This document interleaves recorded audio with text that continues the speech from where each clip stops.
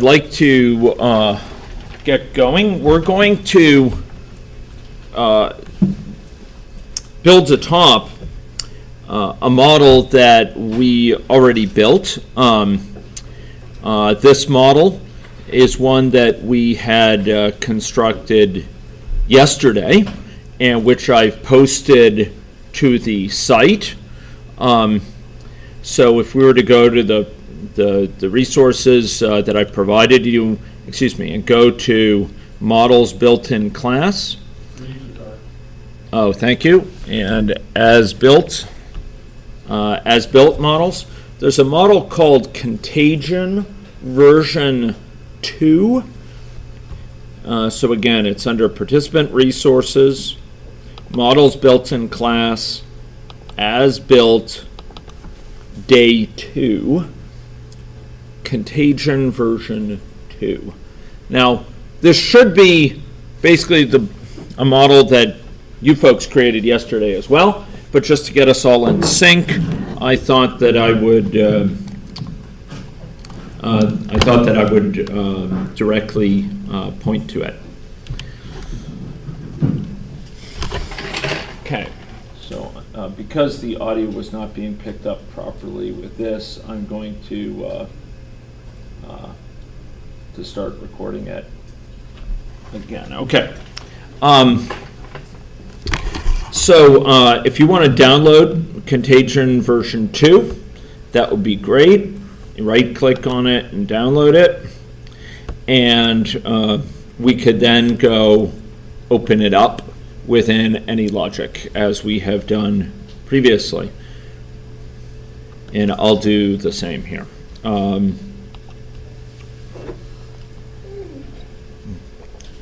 If you have any other models open, once you open it, I would suggest right-clicking on it and choosing Close Others, which will close the other models that are open. Okay. Now, if you double-click on this Contagion model, what you will find, it should be familiar to you. We have this natural history of infection for an individual. They go through states of susceptible, and once infected, they're infective, and then they recover, and after a certain period of time, they lose immunity. And you may recall that these individuals, if we run the model, were placed in a network. An individual is infected up front. On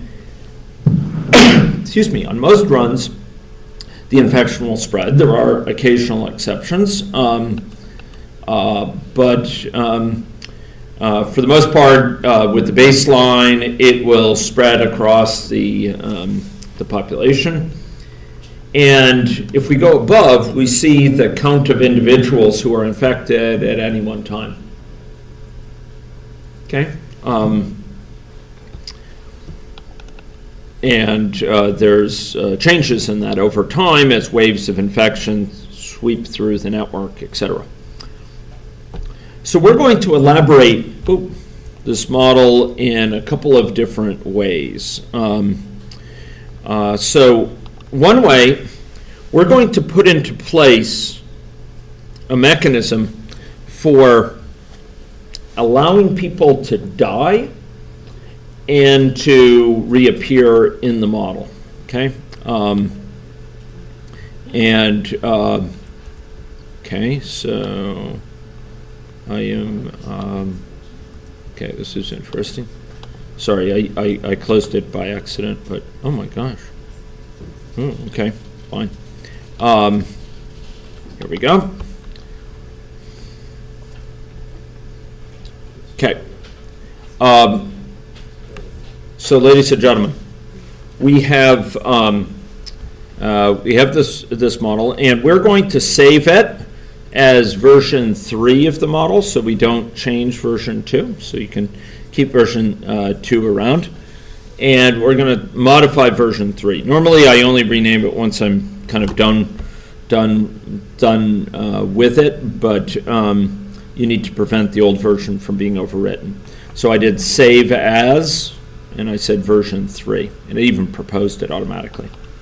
Okay, so what I'm going to put in place here is a mechanism for agents coming into the model through immigration. Okay, we're going to first just have an exogenous immigration rate. And I'm going to do that to extend our understanding that we started to build with this event yesterday, this initial infection event. You may recall that I said events in AnyLogic are designed to help us schedule one or more underlying occurrences, incidences of something. Here, that event we put in yesterday called initial infection only occurs once at time 0. We're going to now drag in here a new event, which is going to be an immigration event, okay? We drag it in from the palette in the event area, and this is going to be called immigration, okay?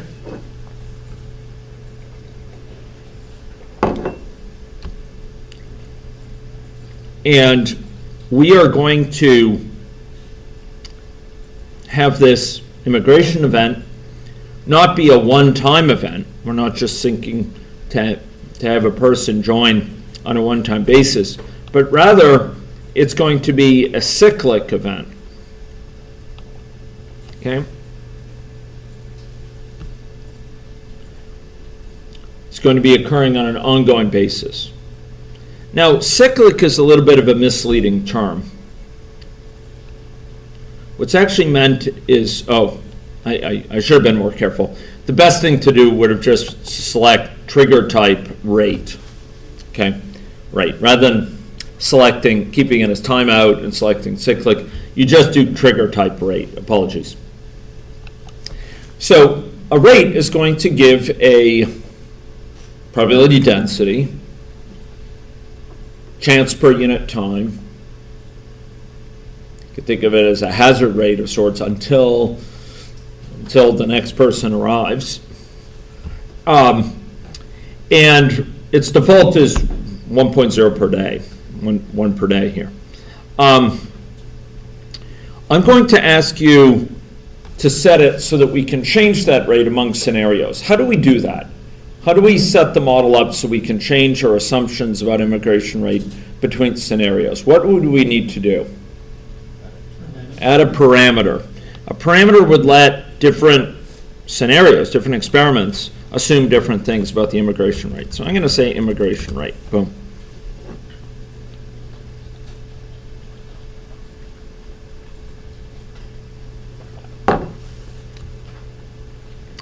And I'm going to set the parameter to its default value of 0. If we don't say there's immigration going on, it's going to be a rate of 0, meaning no one's going to come into the model through immigration. If we up it, we can do so readily. Now, ladies and gentlemen, you notice this is specified right now as a double. I'm going to actually specify it as a rate. Okay, I'm going to specify it as a rate. And you notice it allows us to document here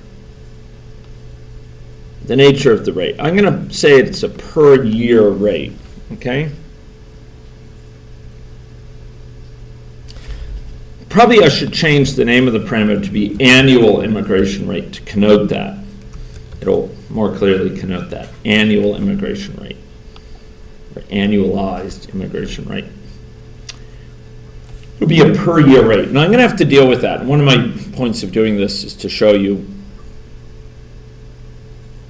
ways to deal with these things. Okay. So this could be a per year rate, and now I say that's my annual immigration rate. is that actually operationalized? Is that realized as the immigration rate? If I were to run that model, would the immigration event be going off at that rate? The answer is no. What do I still have to do? So I added a parameter called annual immigration rate. I set it to be a per year rate. Great. But what do I have to do to operationalize that, to actually make that, to realize it as the immigration rate? Right now it's just a parameter called that, but what do I have to do? I have to hitch it up to what?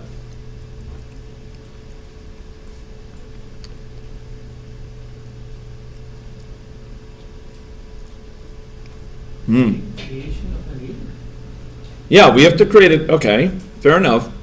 Where was the agent going to be created? Well, okay, we could get to that, but I need to hitch it up to this event called immigration. I added the event. I said, right now it's a rate of 1.0. I wanted to have a parameter instead which gives the rate. So now I have to have this do what? This event needs to refer to that parameter. So it has to say this dot annual immigration rate. So now whatever value this parameter holds will be the rate at which immigration is occurring. Okay? Okay. Now, I argued yesterday that the job of an event, whether it goes off one time or many times, the job of an event is to do something. It's to undertake an action. And in fact, when you look at immigration event, you'll see there's an action there. Do you see that? Do you see that? Okay. So we wanted to undertake the action. Now this is where the action's at. This is the heart of the matter. How do we get someone added to the population? Ladies and gentlemen, I will show you. So it turns out AnyLogic has, for any population, say the population is named X, it has a function, a method that you can call called add underbar X. So if we have a population called population, there's a function called add underbar population. So we can call here this dot add underbar, and you can just complete it, and we'll say add population. Okay?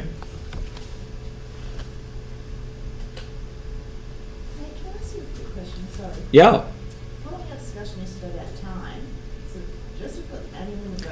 Okay. Yes, thank you. I was going to go back and go and do this, but I should have done it earlier for clarity.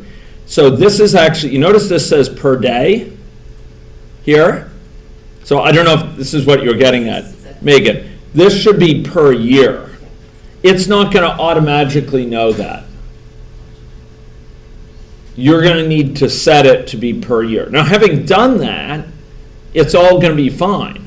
You specified the rate as a per year rate, and you're using this as per year, but it's not going to know to automatically do that, which is too bad. It's so close yet so far to greatness. Indeed. So we're going to say add population. Do we need a semicolon or not? We do, because it's a command. We're saying do this, add this person to the population. We're not expecting a value back, although it actually gives one. We're just telling it do this. Okay, so we use the semicolon. Okay, ladies and gentlemen, I'm going to do something more than this. This is an important part of learning. I'm going to report that someone was added to the population. I'm going to say trace ln, and we'll elaborate this later. This is basically saying, hey, print out something that says an immigrant has arrived. And I'll put a semicolon here, okay?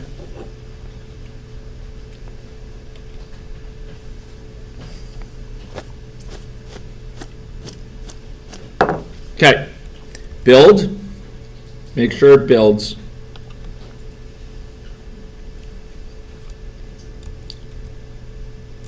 And now run it.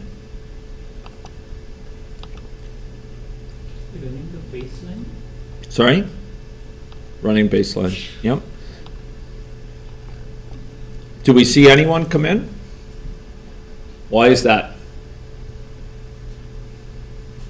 Because by default, if you look at baseline, it's using that default immigration rate. We didn't specify it. So it's 0 immigration. That default, we didn't specify it explicitly, so it's just using the default. Let's add one with, that's the same as the baseline, but it has modest immigration, okay? So how would we do that? Suppose we wanted a variant of baseline. It's like baseline, but it sets immigration. What have I taught you to do? Yeah, copy the experiment, right-click on it and copy and paste it in here for the model as a whole. Right-click on this and you say paste.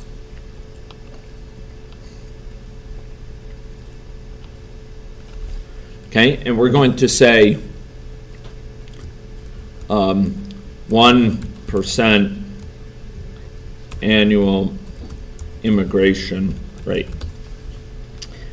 We'll say the annual immigration rate is 0.01.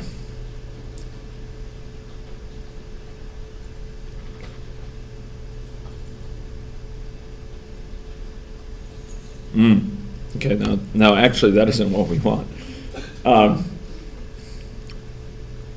It isn't what we want, but it's going to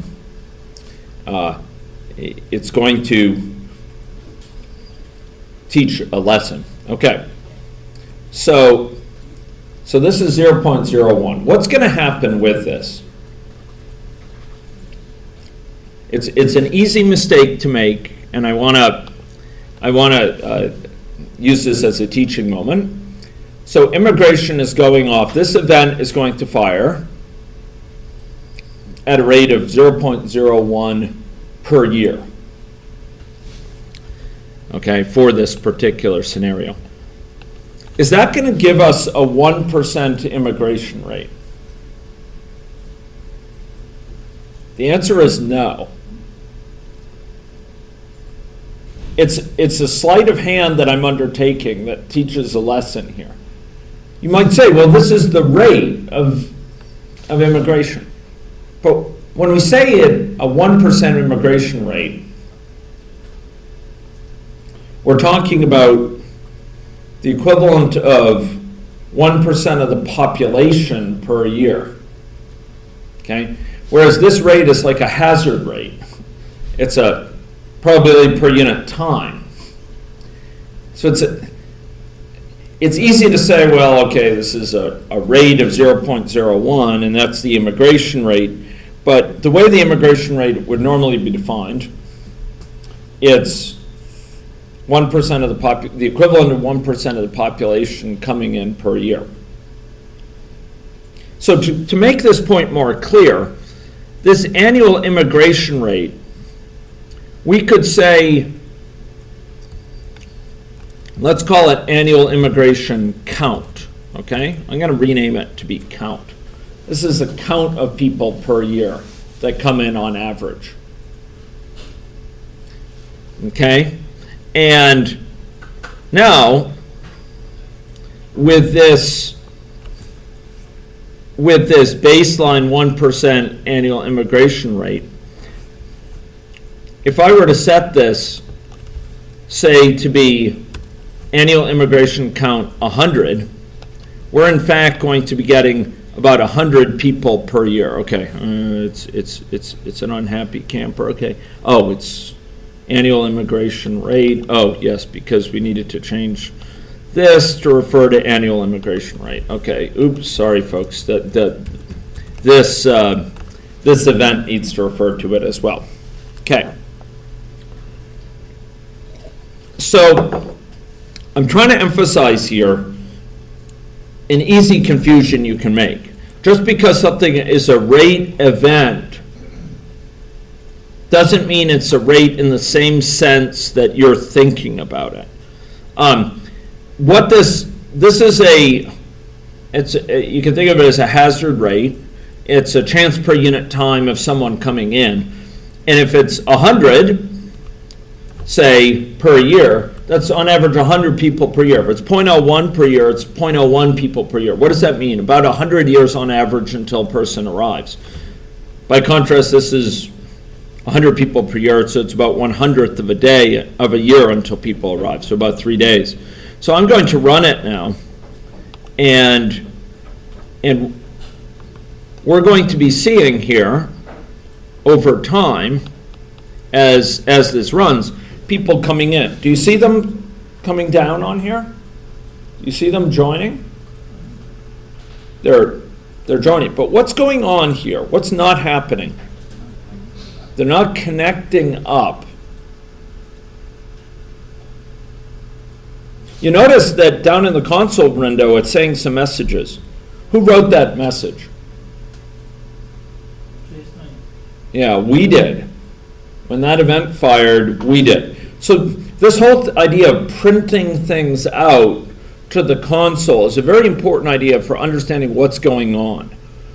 That trace LN, we just put it there on a whim, but the point is it can be very useful, thanks Jason, to be able to highlight when certain things are happening in the model. Make it very clear, especially if they don't have obvious visual effects. In this case, they do. So we have these people coming in, about 100 a year, and we should probably name this baseline, 100 person immigration rate. We're going to do different versions of adding people to the model, but a rate going off in the main at a rate of X will mean if it's per year, X per year, it's going to be X people entering per year, not X percent of the population equivalent to entering per year. This is a bit of a subtle point. Okay, so ladies and gentlemen, we have this annual immigration count, and immigration rate goes off at a rate of that. Now, how could we achieve a 1% immigration rate per year, 1% of the population equivalent? Well, we could have put that event in a different place. All we would have to have done is put that event in a different place. Where would it need to go? In person. So each person, it's kind of like each person is sponsoring someone to come with a probability of 0.01.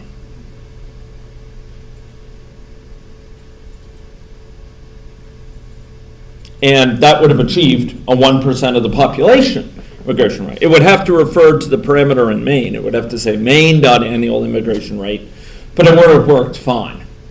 Normally we try to avoid that because it would yield, well, it would be okay. It would be okay. It's not obvious immediately that should be at the individual level. Okay, so that's immigration rate. Now let's suppose that we want to hitch those people up to the population. We want to put them in the network. Should we? Can we do that? Okay, so ladies and gentlemen, in order to do this, what we're going to do is go back to that place where the person was added to the population. Okay? And I'm going to do this in an expensive but quick way that does not work well for network structures other than distance-based. For those, you would need to figure out who a person should be connected to manually and then add them in. Here I could simply say this dot apply underbar network. Excuse me. Apply network, no underbar. There we go. Apply network.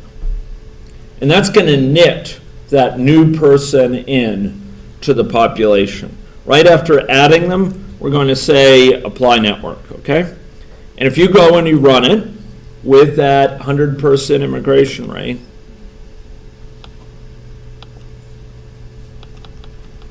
you'll see them being knitted into the network. This is actually going to have quite an impact on the dynamics of the model as shown there. Not surprisingly, the number of infectious agents will be rising. Why is that? Why is it important that the number, for the baseline, why is it to be expected the number of agents who are the prevalent case of infection are rising? Well, there's more people in the population, more people who are susceptible.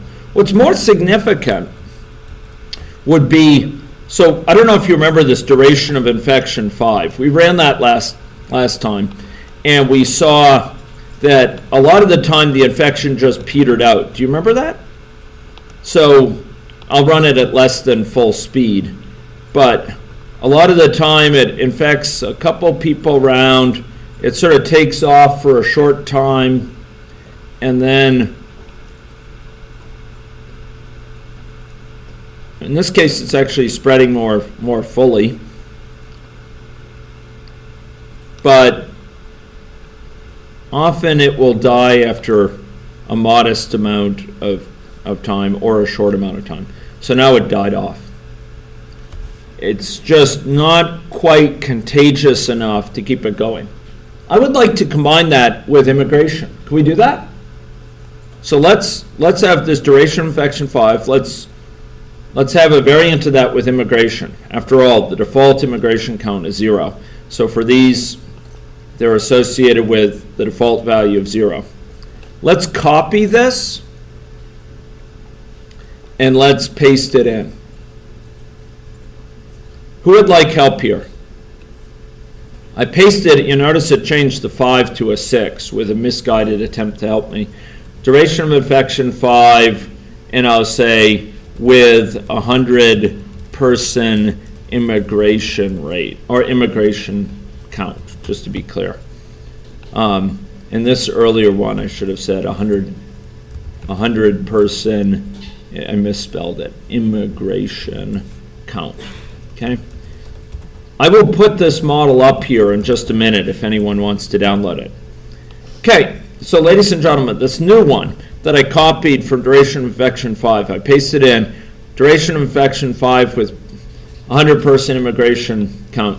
Let's change this to be 100, okay? 100 people per year as the annual immigration count. And now let's run this.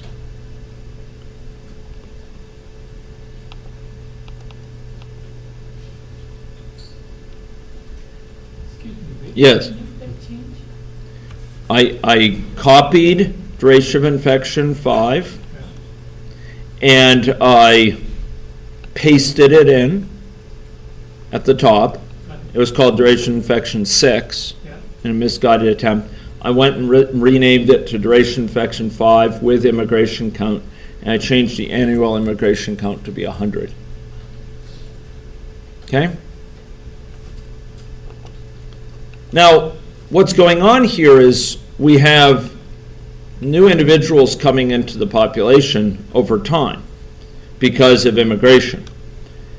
And as a result,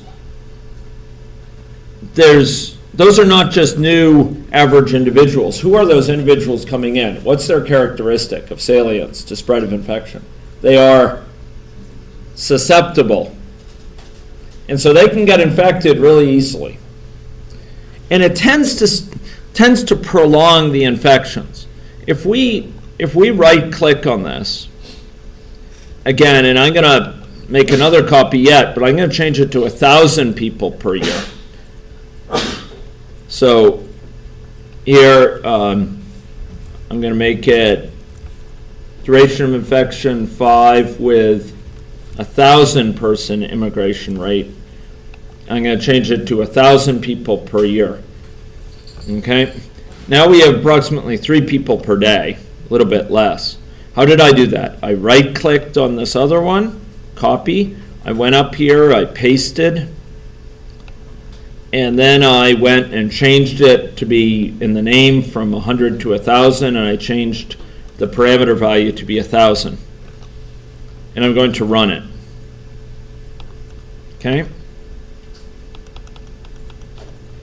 And, okay, this one, it didn't take off at all. This one is taking off, and what you're seeing is a persistence of infection for a prolonged period. Naturally, the infection size in the population is growing. You also may note something else in that pattern. What do you see in that pattern? Who else needs help here? I'll post this model. I'm going to post this model if anyone wants to build it. I'm going to post it under day 3. Day 3. Okay. File upload, and here we go. Okay, it's posted. So do you notice something else about the graph above? It's oscillating and growing in size. Why is it growing in size? Because the population is growing. So the peak number of infected people who can be infected is higher. Why is it oscillating in such a pronounced way? Such a regular way? Okay, there's a length of immunity, a characteristic time until people can get infected again. And when people are recovered or infected, they can't get infected again. And so the number of people infected tends to go down when there's lots of people recovered and infected. It tends to spread very inefficiently. But then people start recovering from immunity, and there's a whole new crop of people who have come in. So you get these very regular infections caused by this. I would note that this is not something I expected. You know, if you had, I've been working with infectious disease models for years. If you had sat me down and said, what are the effects of this going to be, of a high immigration rate ahead of time? I would have said, well, it's going to be going up to higher and higher levels, and maybe it'll be a bit more regular, but I wouldn't have expected quite such pronounced periodic infections. And I suspect you would find the period of these infections to be reflective of the length of immunity. Let's try this. How could I test that hypothesis? I think that the period of those infections, between those waves, is set by the duration of immunity. How could we test that hypothesis? Let's create an experiment. It's the same as the one we just created, but it has a shorter duration of immunity. What do you think? Okay, so let's right-click on this one, copy. By the way, I posted my model. If anyone wants to grab it, it's day 3. You can download version 3.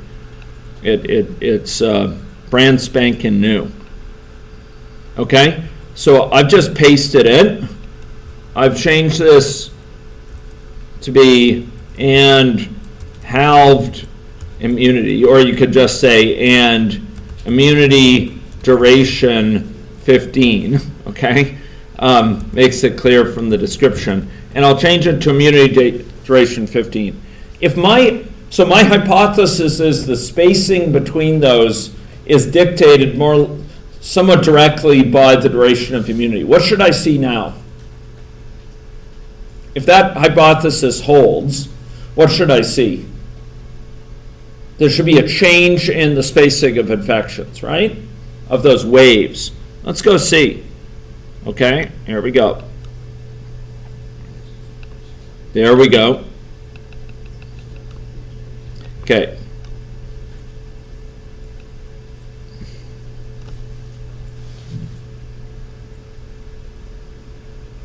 Yeah, we see a pronounced change. It's a change most pronounced. We don't see actually the same levels of periodic behavior yet. Maybe it's emerging here. Instead, we see kind of a miasma of infection over time. It lacks the complete regularity of the other one. And yes, the peaks are finer spaced, but they are also less deep in their troughs. They don't go down as much.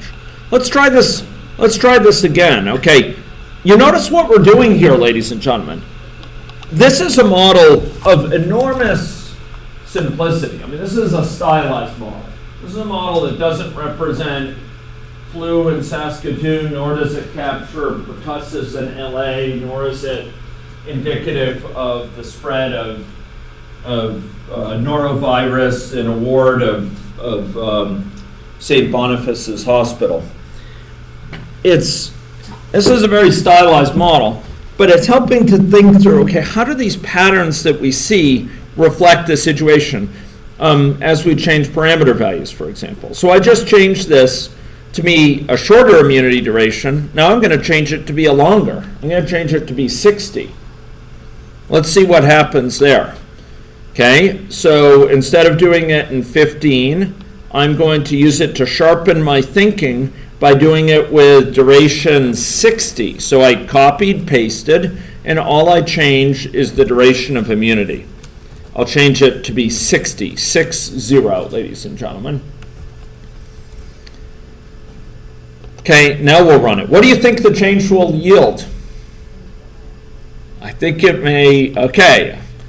Now you're highlighting some key things. Oh, where is it? It died, ladies and gentlemen. That initial one didn't affect anyone else. This one, it dies, ladies and gentlemen. Ladies and gentlemen, it died after just one peak. Ladies and gentlemen, oh, it died after 2 peaks. Now we've changed the survivability of the infection. Okay, if we did a duration of 45, would it be a longer spacing? Well, I'll let you investigate that. What are the modes of behavior of this? What you're seeing is there are these characteristic modes. We saw the one we had with 30 led to these big peaks and troughs at a very regular basis. 15 led to this kind of just rising infection without the pronounced troughs. Yes, with peaks that were finer spaced, but less pronounced in their, less marked in their waning and waxing. 60 leads the infection to die out. Maybe there's a sweet spot at 45, but I'll leave it to you to explore. Sharpens our thinking. How does this affect things? Oh yeah, a long duration of infection might lead it to die out. Yeah, maybe it would lead to more spacing, but it would die out. A short one won't give time for people to the number of infectives to plummet. People become, after just 15 days, become susceptible again. They'll catch the infection without it passing through in discrete waves. It'll just be in this miasma of reinfection in the area. 30 causes these waves that are pronounced, and the wave of infection will pass an area before it can reinfect it. Sharpening our thinking. But ladies and gentlemen, we have higher quarry, and we have lunch to catch in an hour. So let's continue our exploration of open populations, because now we're setting our sights on a different sort of process. Ladies and gentlemen, of birth and death. Okay. So I'd like you to go to person. I'm going to call this version 4. I'm going to add version 3 back up there if people would like to partake of it, and go on to version 4. Okay. Here we go. And I'm adding up version 3 again if you want to use the final version I created. There we go. I will note that I've also, I forgot to say it in my retrospective, as I have done repeatedly, my videos for yesterday and the day before are up there on the site. If you would like to browse them, you are welcome to do so on the video site.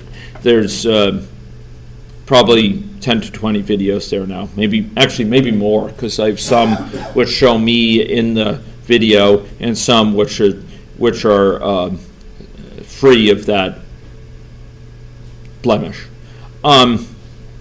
Okay. So, ladies and gentlemen, let's go add birth to this model. Okay.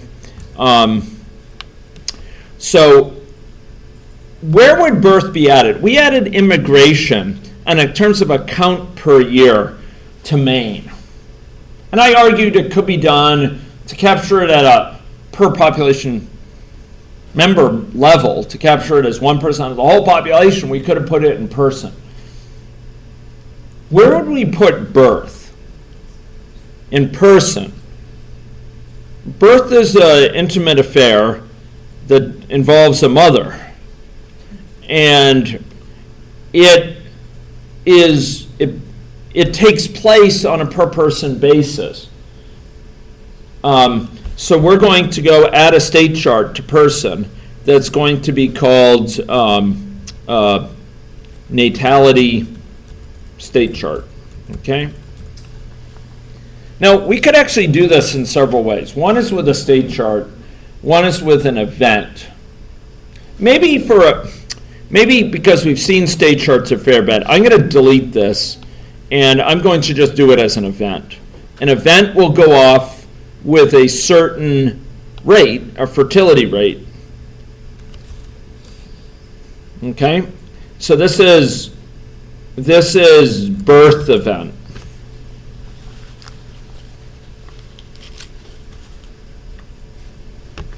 Okay? It's a birth event. Now, what do you think this is? Is this best represented as a timeout that occurs once? A timeout that occurs cyclically? A rate or a condition? You could do with a condition, but that would link it to some external things. It's best represented as a rate. So if we have a fertility rate, for example, a per year fertility rate of, let's say, 5%, 0.05,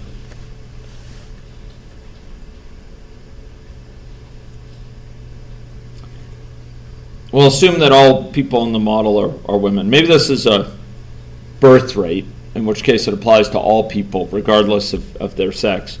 5% birth rate is a high birth rate, but we'll leave it there. Here's this birth, and we're going to need to do something to mark this birth, other than sending out the joyous news. We're going to need to add this person to the population. How are we going to do that? We saw it earlier. This dot add. Okay. It's tempting to say this dot add population, but it's going to be unhappy. It's not going to autocomplete that. Yeah.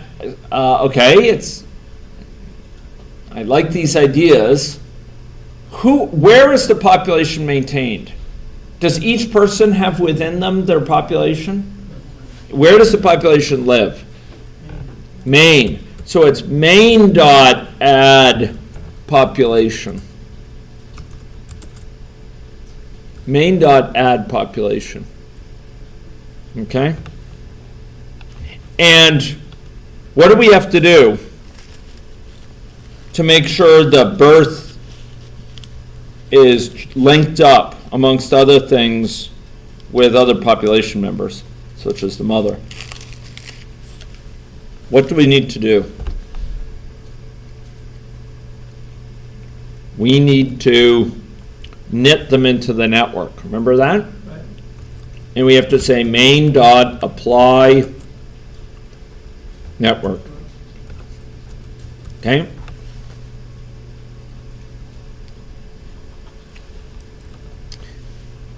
This is representing birth at an individual level. This is not the only way to do it, but it's an effective way. It turns out doing with state charts is a little bit easier in the context of an age-specific fertility rate. And I refer you to another model to see that. Okay, So now we have a birth rate. This is hard-coded. I don't like that. I don't like it from my modeling perspective because it's buried. It's not easily transparent to stakeholders. It can't be easily varied by experiments. We can't easily say, hey, let's have an experiment with a high, with low, without going back and modifying the model, which changes its behavior with respect to every experiment. You don't want to be modifying the model. You want to just be able to change the assumption without modifying the core logic of the model. So what do we need to do? Parameter. Where does that parameter have to live? Main would be most natural, because then we can change. If it's in main, remember, if a parameter is in a person, we set the parameter, the parameter assumptions are set in the population that creates the person, or wherever the person is created. We'll come back to that. If a parameter is in main, where is it that sets the assumptions for that parameter? It's the thing that creates main, which is begins with E. Second letter is X. Third is P. Experiment. Okay? Okay, ladies and gentlemen. So let's put a parameter in main called birth rate. Birth rate. And there we go. And it's going to be 0.0. Let's lower it. Let's make it 2%. Okay? 2% birth rate. Fine. Great. Okay, go back to birth, the birth event in person. How do we refer to that parameter?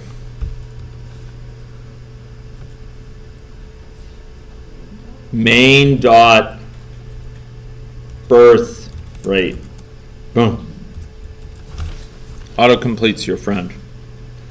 Really, we should have called that annualized birth rate, probably, or annual birth rate, to be clearer, but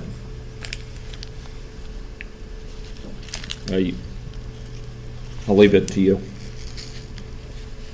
And I've set this to be a per year birth rate.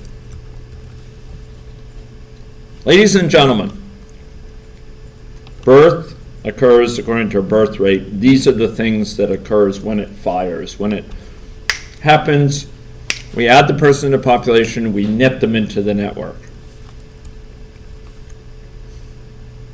Let's run the baseline. Now the baseline has a default value of 0.02, so of the birth rate. So are people coming into the population through birth? Yeah. Ladies and gentlemen, as a best practice, I often suggest giving, I want to be clear, a default value for a parameter specifies the value to assume if you don't specify it. And I tend to use, when extending the model with something like birth rate, it's a best practice in terms of docking the model with the previous version, making sure it's consistent with the previous version, that you actually give it a default version, a default value of the parameters that will disable that feature. So birth rate, I gave it a default value of 0.02, but I deserve to be criticized by myself, which I will do so with relish. Birth rate should have been given a default value of 0. Why do I say that? Because if we gave it 0.02, what has happened? We've changed the behavior of the model with respect to all the scenarios that are already there, because they don't specify that value. When we defined them, it didn't exist, and now we've added the parameter to main and given a default value, and suddenly all those scenarios use that value. And we've changed those scenarios to now have birth in them, which they didn't previously, which means their behavior is going to be quite different. If we give it a value of 0, all those should behave the same as before. It's just a new scenario that supports birth should show us these these things. And so if you want to compare it to make sure we haven't broken something horribly, which does sometimes happen, it behooves us to actually give it a default value of 0. This is not its initial value. People get confused about this sometimes. They think, well, that's its value at the start. No, it's not the value at the start. It's the value if you don't specify it. And the most common case you don't specify it for parameter main is you have a whole swack of scenarios that, when you add it, suddenly give reference to it. So watch this, ladies and gentlemen. I'm going to change it to 0.0 for the sake of this lesson. But I'm going to change it back. Don't do this, and don't do it at home especially. I'm going to change it to 0.02. Let's go look at all these scenarios. All of them suddenly have this value of 0.02. Why? Because we didn't specify it. And you could say, well, of course we didn't specify it because it didn't exist when we defined those scenarios. Well, yeah, that's right. And because of that, it behooves us to give it a value that doesn't needlessly, gratuitously change the value of those scenarios. So sometimes we modify the model where, in a situation where that's not possible. It's so fundamental a change. It's going to change the value of all the scenarios. And in that case, you know, you suck it up, buttercup. But in this case, you can give it a value which turns it off. And that's a good practice, because watch this. All these scenarios have inherited that default. Gratuitously, I've changed them. And if I want to go examine the scenario without birth, I have to define new scenarios. That's perverse in my mind. So instead, it would be better, from an experiment perspective, to define the birth rate to be 0. Now, all these scenarios that already exist retain their behavior, because they all have no births in them. A thing of beauty, and one that keeps your sanity. And now I'll add a new scenario. I'll say, maybe it'll be a variant of this. I'll say baseline with birth. Copy the baseline, paste it in, baseline 1, baseline with birth. And I'm going to make it 0.02. Now I've changed it. Now I have one explicit with birth. By the way, you notice it highlights it bold? It embolds it to indicate it's been changed. We've made a bold step to change it. Let's run it. Boom.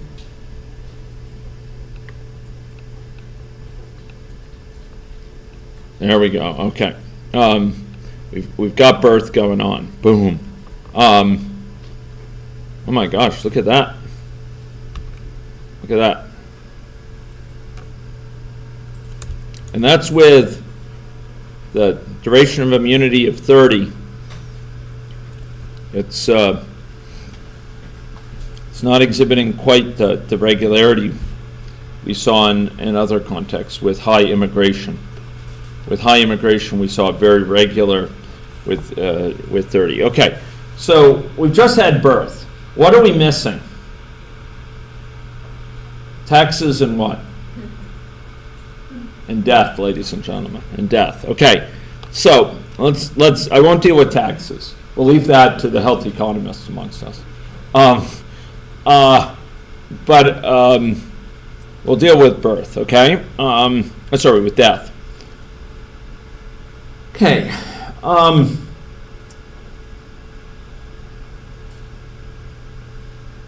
I'm tempted to have a diversion to age-specific fertility rates. How many people would like to see age-specific fertility rates?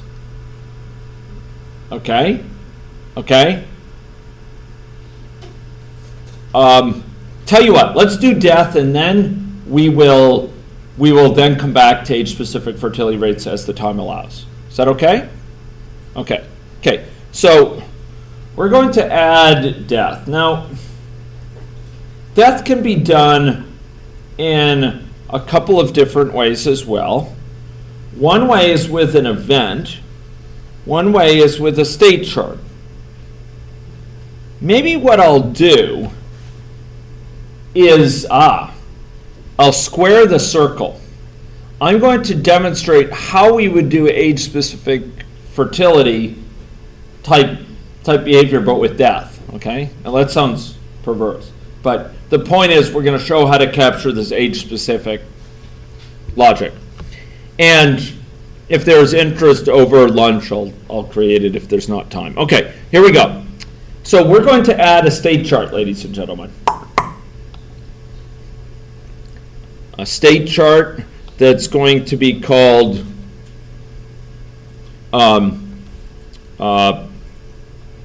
vital status.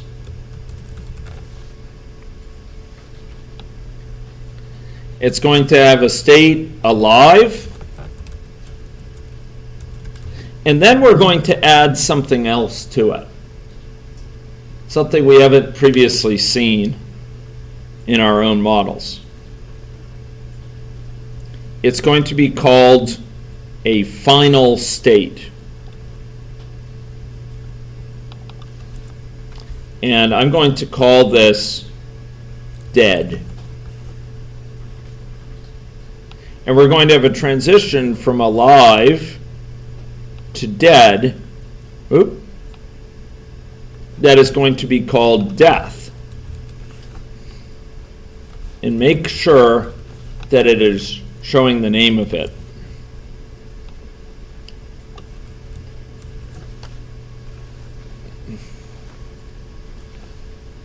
Okay. And this is going to be, well, okay, let's leave it as a timeout for 100 days. What's going to happen?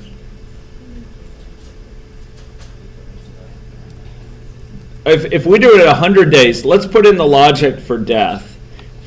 So when they enter the dead state, what's going to happen is this can be done in two ways.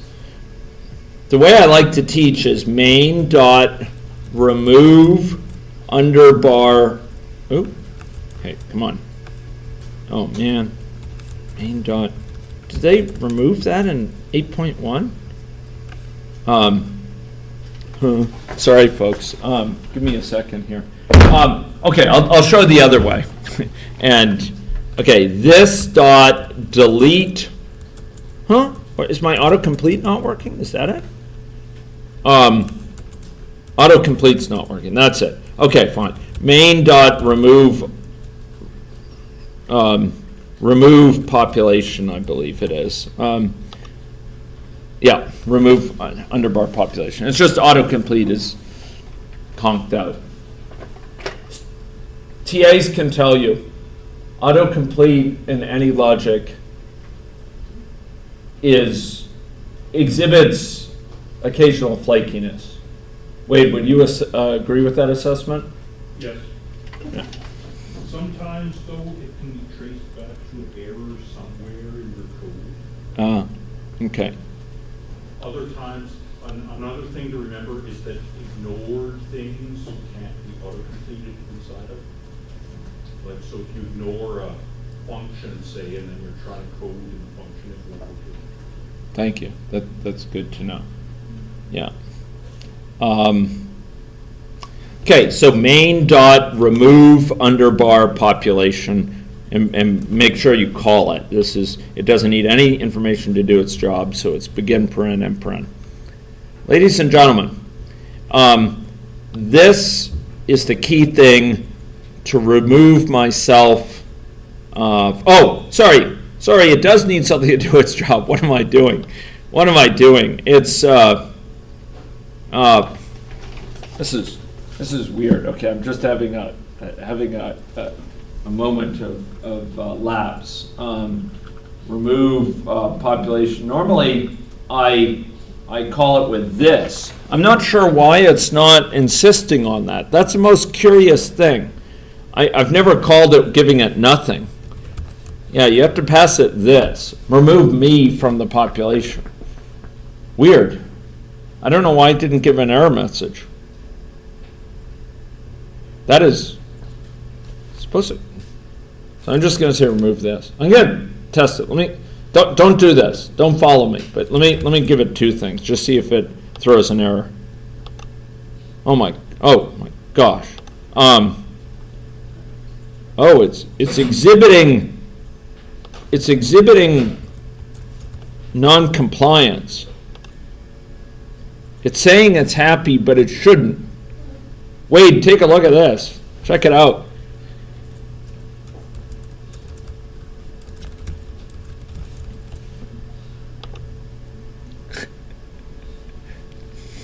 Whoa. Isn't that wild? Yeah. Yeah. Okay, I think it's time to close the model and reopen it. Okay, there we go. 8.3.1. Okay, so I'm going to open the person again and go back to that. Sorry? No, because the population name is actually named. Yeah, is actually named population. I think, it should spot this as an error. Yeah, see, now it spots it as an error. It was just in a state where it was saying, yeah, but it was ignoring what the significance of what I was saying. It was just going to not do it. Okay. Okay, so, ladies and gentlemen, now we have death going on, and the death is going on after 100 days. Bless you. So let's run this thing. What's going to happen? The infection starts to spread. What's going to happen at 100 days? Boom. Gone. It's like Pompeii. So everyone died. Okay, so now let's change it to die according to death rate, right? A mortality rate. Let's go. Okay, but I promised Megan that I would have age-specific mortality, okay? Okay, now we get into more fun. And if we have age-specific mortality, it won't be hard to do age-specific birth either.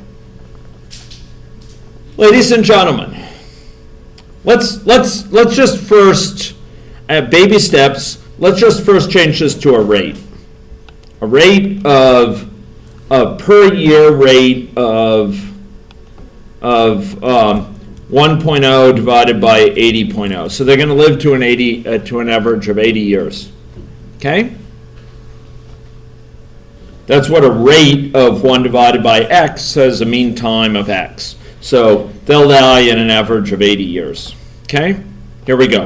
I'm going to run it. And people are, this is no immigration. Oh, sorry, but it is with birth. But you'll notice, as you go on, that some people are coming in and some people are what? Some people are actually leaving as well. Let's make that more obvious. How can I make it obvious whether they're leaving or not? Give them a different color. Well, let's run this baseline, which has no birth. It has no annual immigration going on. And what should I see? There we go. Do you see that? Did you see that? Let's try that again. Boom, boom, boom, boom, boom. Okay? Boom.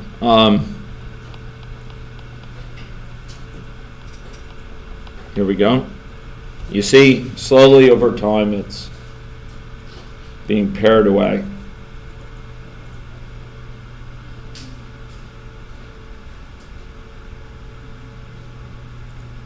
So people are dying with a certain fixed rate of 1 divided by 80, meaning people on average die after 80 years. This is per year rate.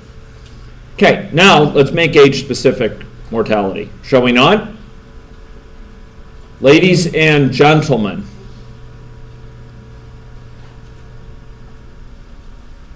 this is going to require a wee bit of finesse, but it's doable without delaying lunch. So I'm going to ask you to follow along. So I'm going to post version 4 of this model. Those of you who are encountering challenges are welcome to download version 4 and be fully up to date. But we're going to take a few bold steps to capture age-specific mortality. Now,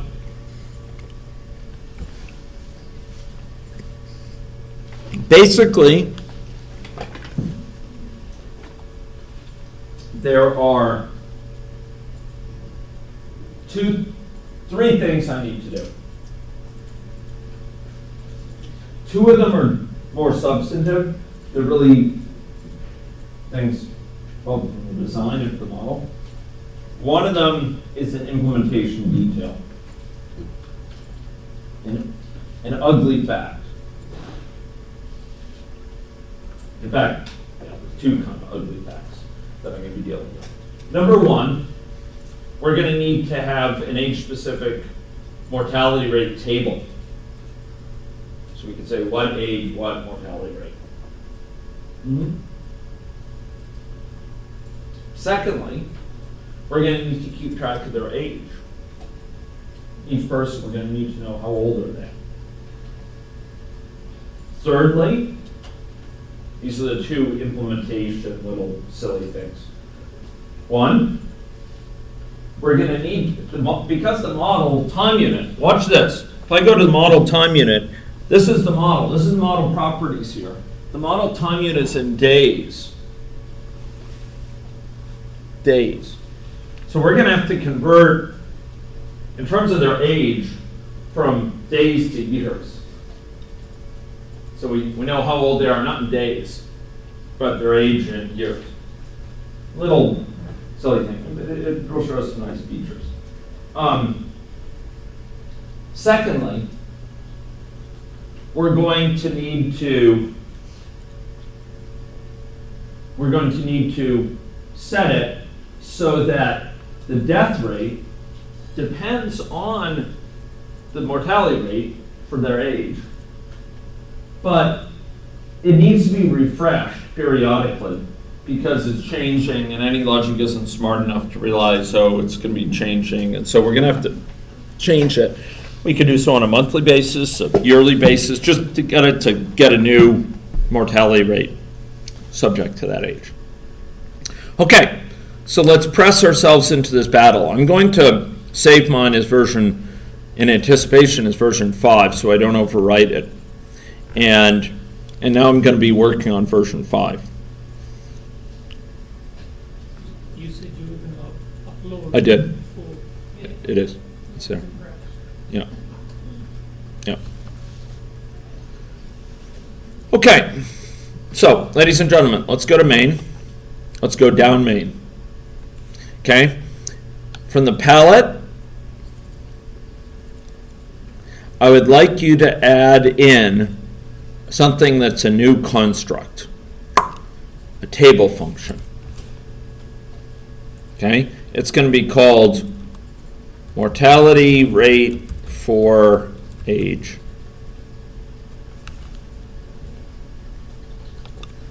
Maybe I could call it by age, but I'll leave it for age. That's okay.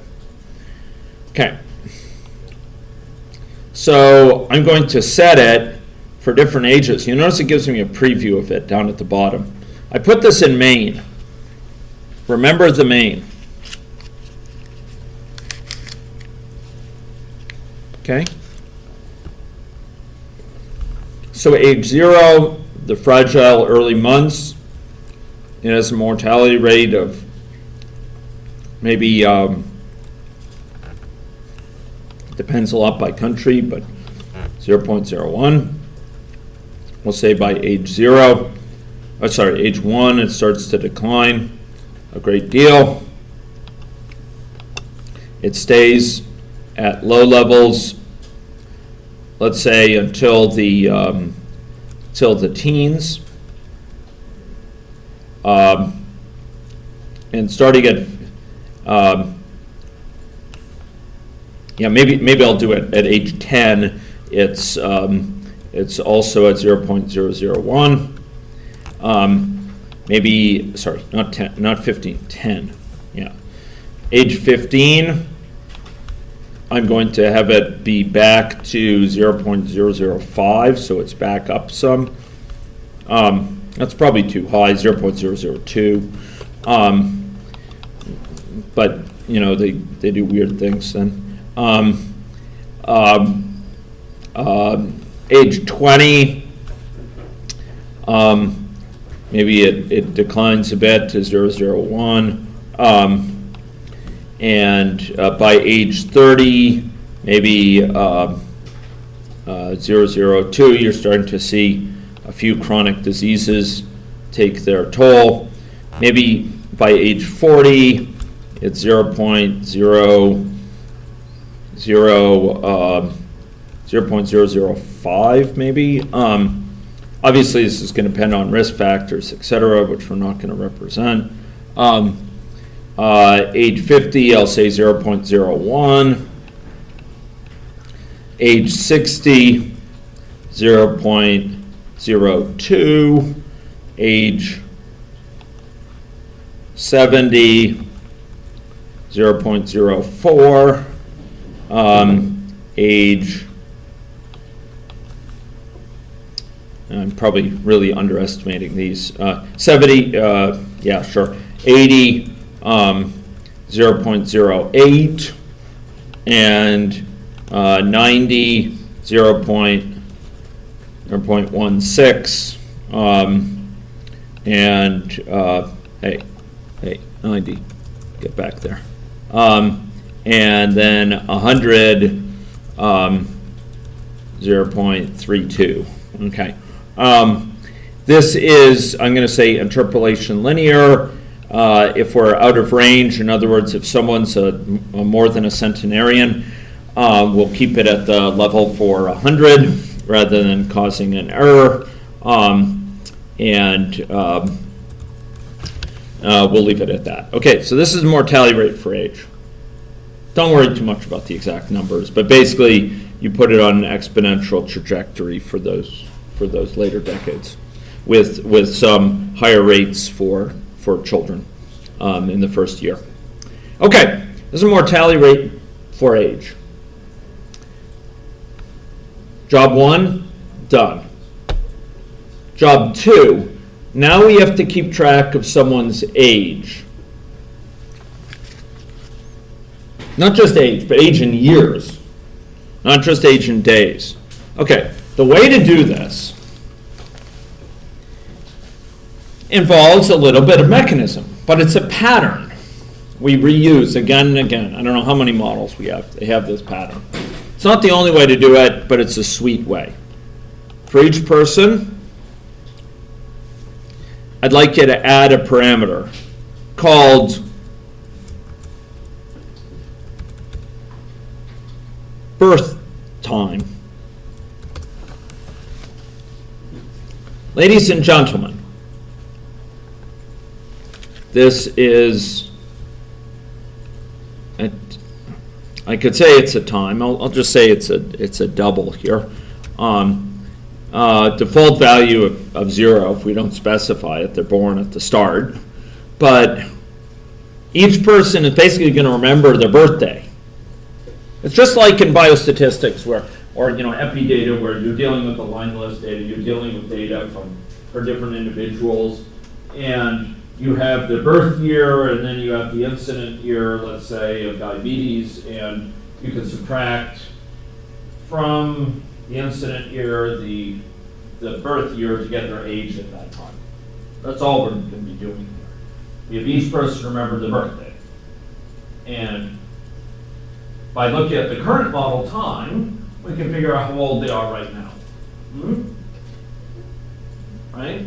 So if they were born on day 0, and now it's day 365, we know they're 365 days old or 1 year old. If it's day 730, We know they're 2 years old. Make sense? Okay.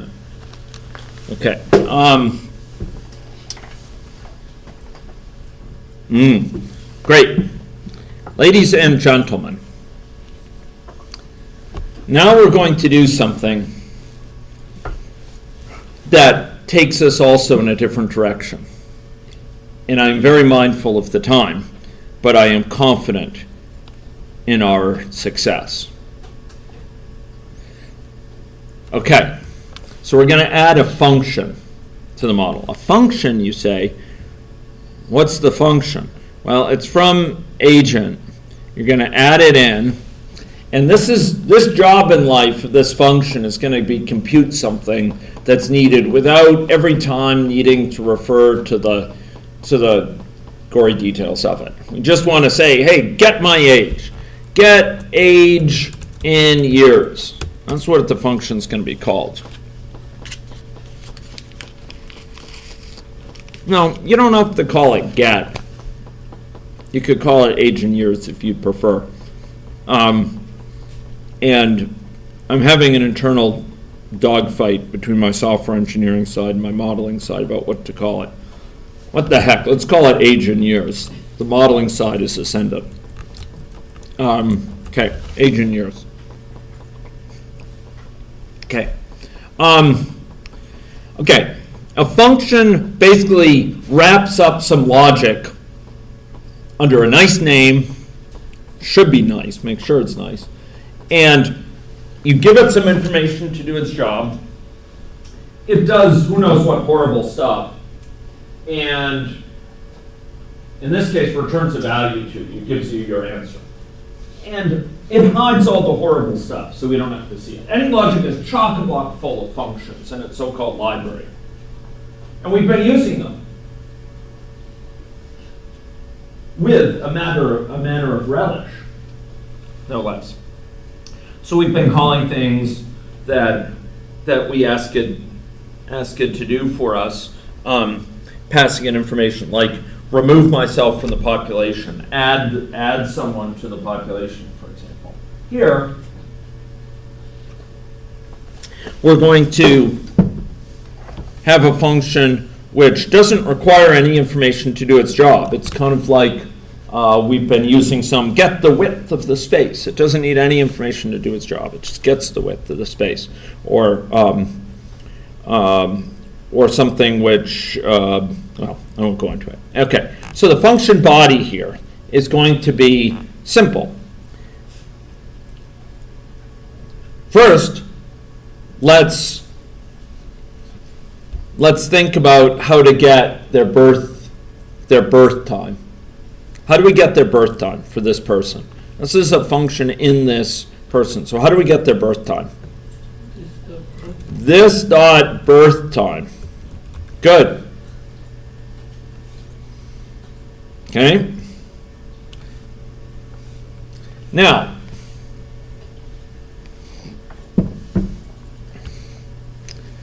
that's going to give us their birth time in days, right? And basically, we're going to need to subtract that from what to get our age in days? System clock. Yeah, so from the current time, which is in days. Don't do it, but I'll show you. It's in days. If we go back to the model, it's in days. We're going to need to take the difference in the current time of days and their birth time of days to get their age in days. Okay? So I'm going to put this in parentheses. So that's going to be their age in days. Their age in the built-in time unit of the model. And now I want to convert that to years. How would I convert it to years? Yeah, I can divide it by 365. Now, there's a slicker way to do that in AnyLogic. And I need Wade to make sure that I haven't forgotten the exact semantics of this. But AnyLogic has built-in functions that are called things like month, year, day, and they will give you back the length, whatever units the model is in this case days, it will give you back the measure of that in that underlying unit for the quantity specified. So if you say year, begin paren, end paren, here it will give back 365 because a year is 365 days. Days is the underlying unit of the model. If I had said month here, it would return something about 30.5 or something like that. If I said week, it would return 7.0. Because the underlying unit of the model is days, if you say year, it'll give you back 365 and the underlying unit of the model here, days, which is 365. Okay? So we don't have to write 365.2425, whatever. We just put it there. Okay? So this is the length of a year in whatever unit the model is. Am I using that correctly, Wade? Yep. And another benefit of that is that if you take that code to another model, Yeah. let's say in years, that year function will return 1.0, and your Still work. code will still give the time in years. Yeah. So it allows for easy reuse of these mechanisms in different models. Thank you, Wade. Spoken like a software engineer.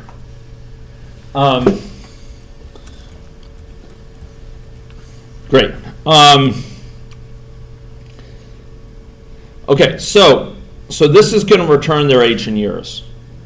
Remember, this gives their age in days, and then I divide by that. Now, I'm having a civil war inside myself again about whether I'm tempted to create a variable that says age in days, that's this minus this, and then say that the return age in years is that divided by year. I'm tempted to do this because this is a bit opaque. I don't like it having people to think through. So forgive me. You can leave it like this. It'll be fine. Actually, you have to say return this. That would be fine, but we have 15 minutes. What the heck? Okay, fine. So I'll say here, you can leave it like this. You don't have to do anything, but I'm going to say double age in days equals this. This is creating what's called a variable. It's just a temporary thing that gives a nice name to this quantity. So maybe this is 365, and then I will return age in days divided by year. Now the intention is clearer. First I'm calculating the age in days, and then I'm converting it to year.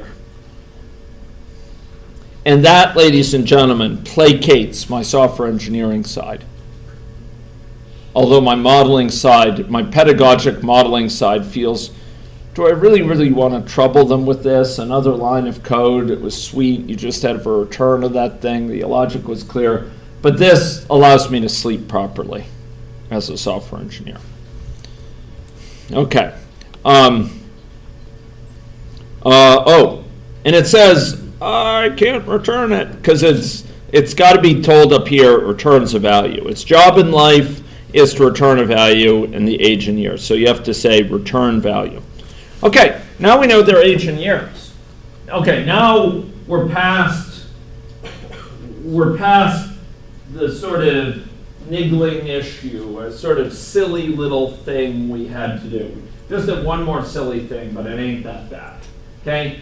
We're past the worst of it. This is as bad as they get for this example. Okay?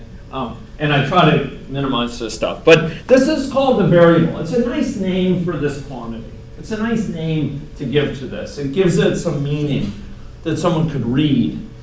You might not show this to your stakeholder, but to other members of the modeling team, if they were to have to look at this, maybe they'd say, okay, yeah, it's calculating some age in days, and then it looks like it's dividing by something involving a year. Okay, sounds plausible. Okay, ladies and gentlemen, are you ready for the final final push. Okay.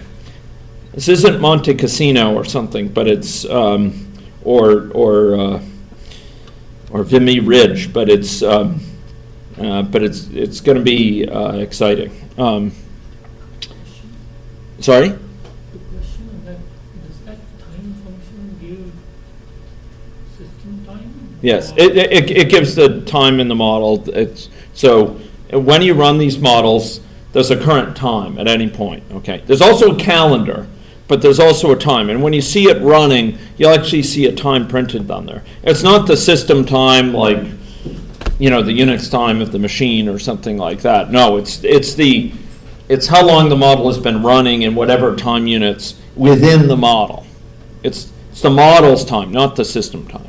Okay, and it's called time in AnyLogic.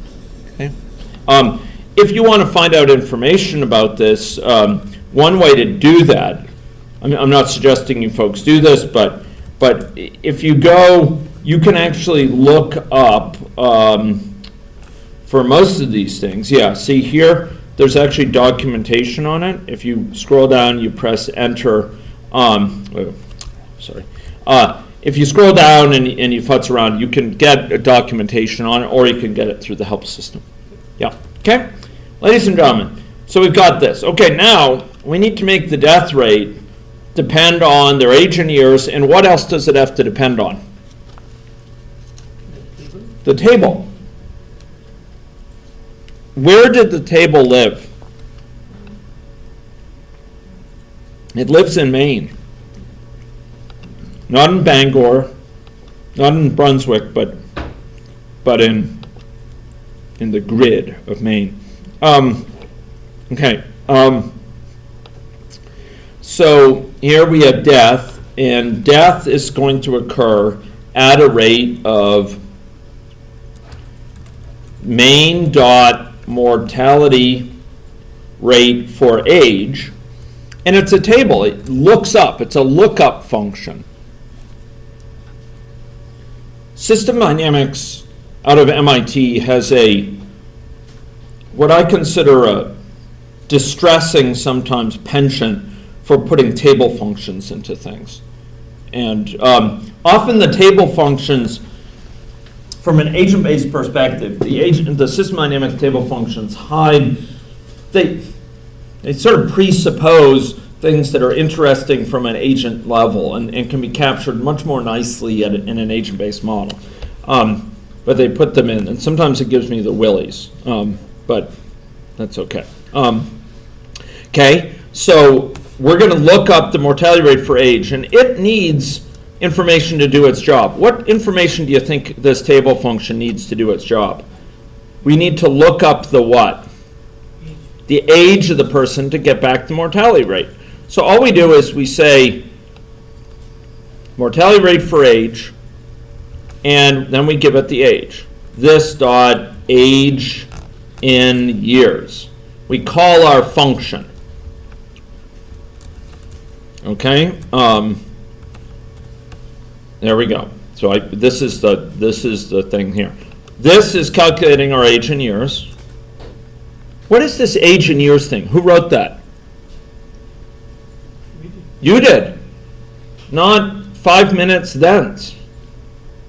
This mortality rate for age, why are we giving it this age in years? Because we need to look up for this age in this table function. We need to look up this mortality rate.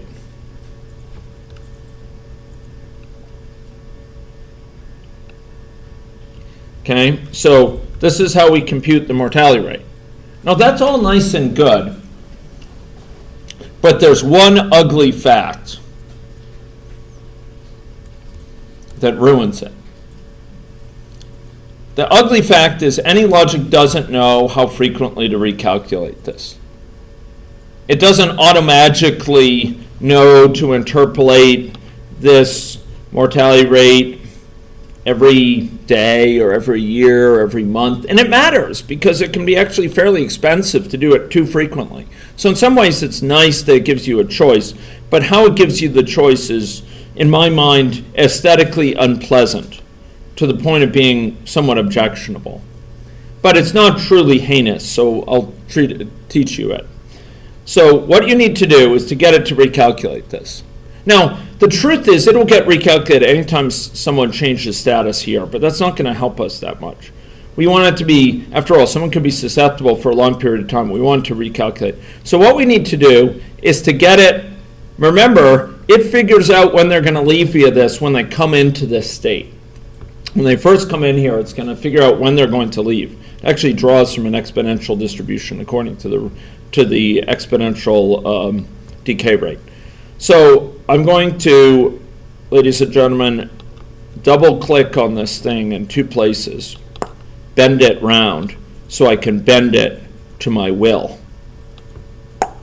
And then I'm going to drag it back there. Boom. This is a transition which leaves and comes back here. How did I achieve that? I bent it twice and bent it back to itself. Okay? Okay, who needs TA help? The TAs are sitting underutilized. They're ready to spring into action, to engage in vigorous deployment, to help you achieve a timely lunch. Okay? And that's all we need. It needs to leave the state and re-enter the state. Now, I will contrast this in a point of awkwardness. I will contrast this with, and I'd like to be able to, wrong way. I have this penchant for turning this camera the wrong way. I would like to contrast this type of transition on the one hand with this type here. Okay? So both of these are transitions from a state to the state. But it turns out their semantics is different. And in my mind, somewhat objectionably so, but it's not terrible. It's just a quirk. It's not shocking to me. It's surprising but not shocking. Kind of like, unlike the actions of the Trump White House, which are shocking but not surprising. So, ladies and gentlemen, here we have a transition. You actually leave this state and come back in. That's what the semantics of that is. And what that means is any actions upon entering this state will actually print out something saying, I'm in this state, will actually be re-executed. This transition is actually not leaving the state. It's just whilst you're in the state, it's undertaking this action on a repeated basis. You're actually not re-entering it. You're just doing something whilst in that state because it's an internal transition as opposed to an external transition. I have not played around with and would leave it as an exercise to my students to explore what happens if you have one that's partially internal and partially external. But you don't need to go there. This is external in order to calculate that. Okay, so ladies and gentlemen, what we've imposed is a situation where we have a age calculated for each person. We can calculate this age in years. We have a mortality rate, which is specified by age, and which specifies the rate, the hazard rate. I think everyone would agree this would qualify most certainly for being called a hazard. The hazard rate of death given that age.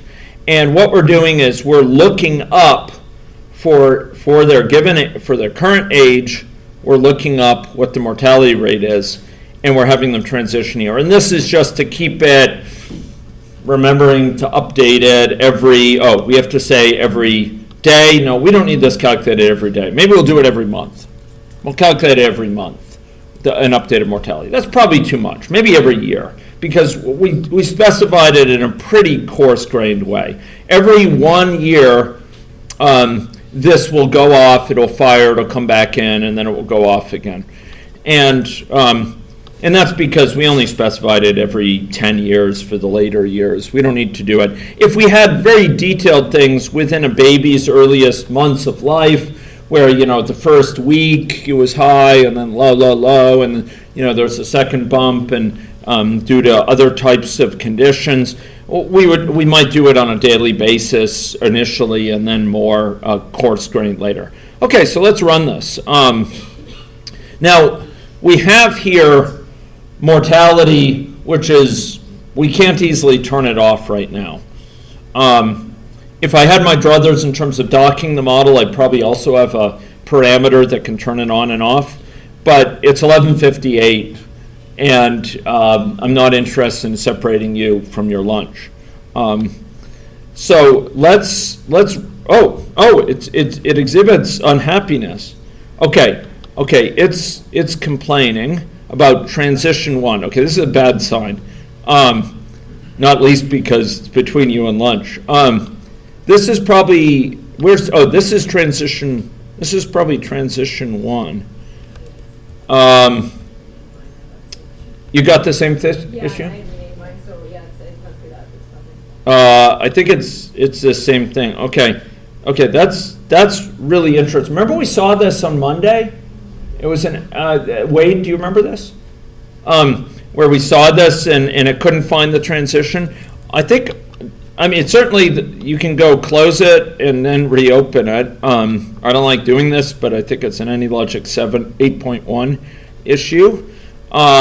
And then I'll rebuild it, and it's a happy camper. So it was just a transient weirdness of 8.1. Okay, I'm going to run this. It's 11:59. And ladies and gentlemen, the model is working. And unfortunately, people are dying. And they're dying. Okay, days progress. Remember these days. Remember I said time is progressing? These are measured in days. So more than 10 years has gone. There's very little mortality yet. Watch as we're entering the older ages in life. Okay, so they're in their, probably their 20s, entering probably somewhere in their 30s now.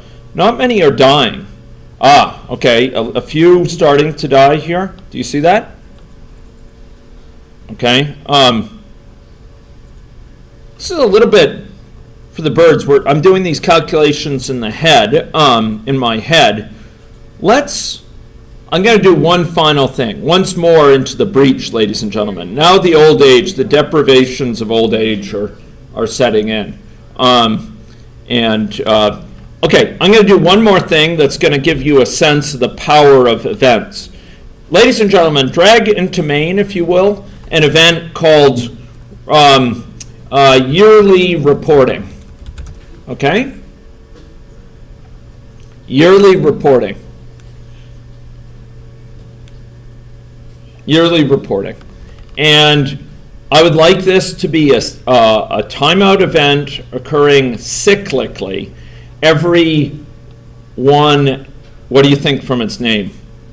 Year. It would have been better and more rooted in appropriately Latinate terms if this had been annual reporting.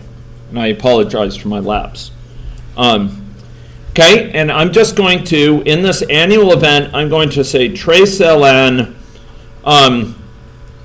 entering year, and I'm going to say plus, so I put double quotes around these, not single quotes, double quotes, and I'm putting a space after the year, and I'm going to say time divided by, what can I divide it by?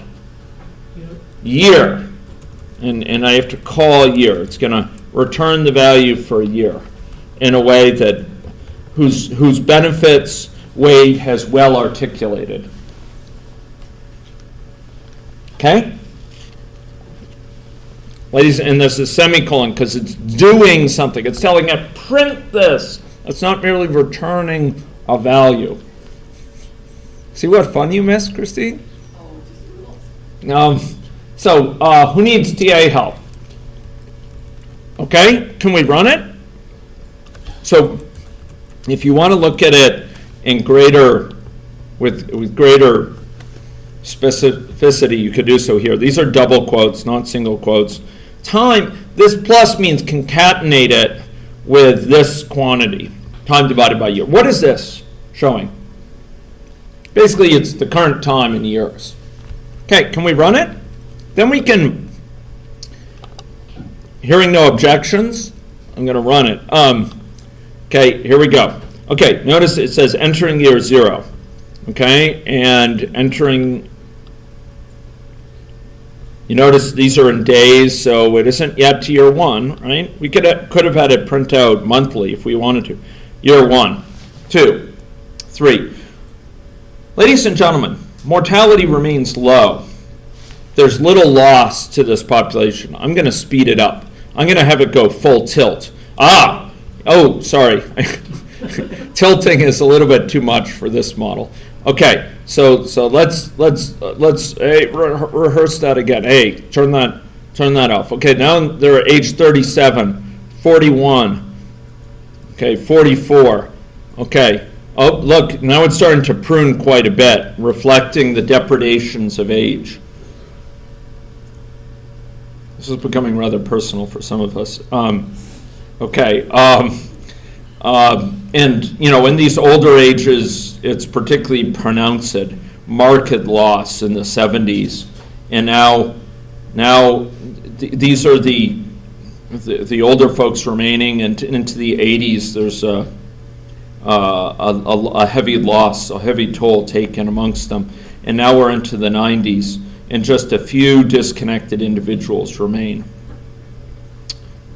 because we're not having immigration and birth into this model. And that, ladies and gentlemen, marks the time for lunch. Off to Louis today, so we're not going to the faculty club. Yes. Be Okay. able to sit down, order your lunch off the menu, and have someone serve you. Very good. Thank you, Christine. And students will help lead them to We're that going to today. establishment? You need to come today. Oh, okay. Bummer.